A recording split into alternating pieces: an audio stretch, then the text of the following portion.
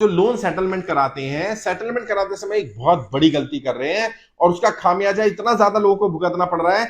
Bank वाले तो बताते नहीं, और जो एजेंट करवाते हैं आपको कि हम सेटल करा देंगे, सेटलमेंट कर लो, खासकर से क्रेडिट कार्ड का या पर्सनल लोन जिसमें सेटलमेंट स्कीम्स आती रहती हैं, उसमें व्यक्ति क्या करता है, कहां फंस जाता है, कौन सी बड़ी गलती कर रही है, किसके बारे में ध्यान रखना है, उसके बारे में मैं आज आपको जानकारी देना चाहता हूं। सबसे बड़ी गलती ये हो रही है कि जब हम सेटलमेंट के लिए बात करते हैं तो हमारा मान लीजिए आउटस्टैंडिंग था 2 लाख रुपए, हमने सेटलमेंट के लिए क्रेडिट कार्ड का आउटस्टैंडिंग 2 लाख रुपए था, सेटलमेंट के लिए बात हो गई 40,000 50,000 में, लगभग इतने पर हो जाती है आराम से, और कम में भी हो जाती है। कई जगह तो जब जैसे मार्च आने वाला है तो मार्च में तो 10 12 15% पे भी सेटलमेंट हो जाता है, लेकिन मानो आपका 20% पे हुआ, 40,000 रुपए पे आपका सेटलमेंट तय हो गया। अब आपको 40,000 रुपए कैसे भरने चाहिए? आप इस 40,000 की ले लेते हो 2 या 3 इंस्टॉलमेंट, बैंक देता है आराम से, बैंक खुशी खुशी देता है, आप भी खुश रहते हो, अच्छा बहुत बढ़िया हुआ, मैंने इंस्टॉलमेंट मांगी, बैंक ने मुझे इंस्टॉलमेंट दे दी। एक्चुअल में इंस्टॉलमेंट नहीं, ये जाल है।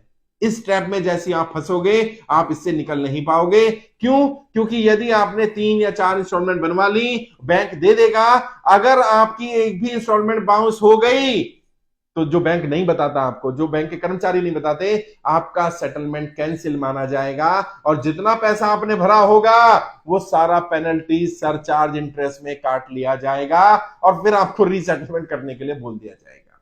जी हाँ, ऐसा ही होता है।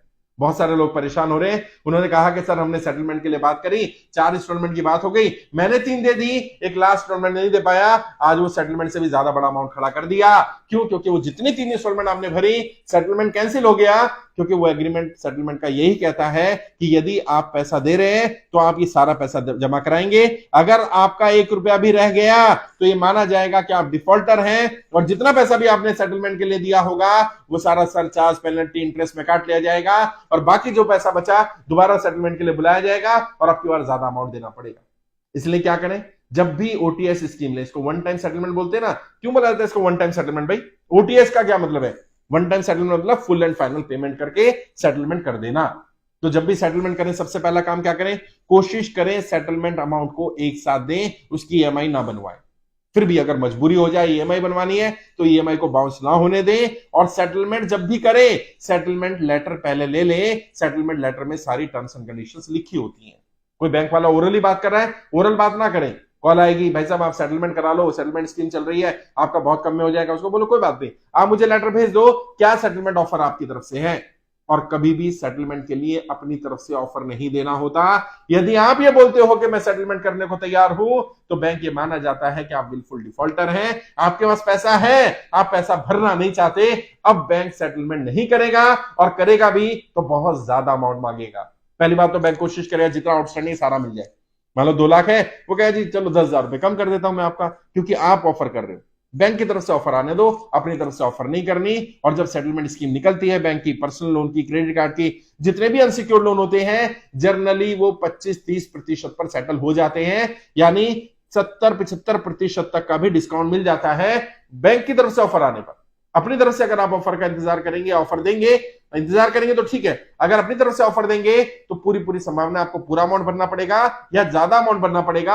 अगर आप चाहते हो कम अमाउंट भरना पड़े या आप अपने हिसाब से सेटलमेंट करें तो बैंक को ऑफर आने दीजिए। जब बैंक की तरफ से ऑफर आएगा, बैंक का व्यक्ति कॉल करेगा, तब उससे सेटलमेंट लेटर मांगिए।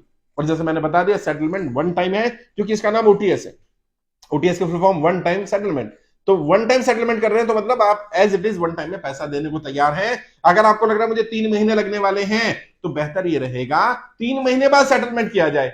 पैसा लेकर के बैठोगे तो 10-20% और तोड़ लोगे, 10-20% और कम भरना पड़ेगा। यदि पैसा लेकर नहीं बैठोगे और इंस्टॉलमेंट बाउंस हो जाती है तो यकीन मानना आप कुचक्र में फंस जाओगे, आपको वो पैसा ज्यादा भरना पड़ेगा और जितना पैसा आपने इंस्टॉलमेंट के रूप में सेटलमेंट में भर दिया होगा वो सारा सरचार्ज, पेनल्टी और इंटरेस्ट में काट लिया जाएगा। इससे बचने की जरूरत है। सेटलमेंट करते समय इन सब चीजों को ध्यान रखने की जरूरत है।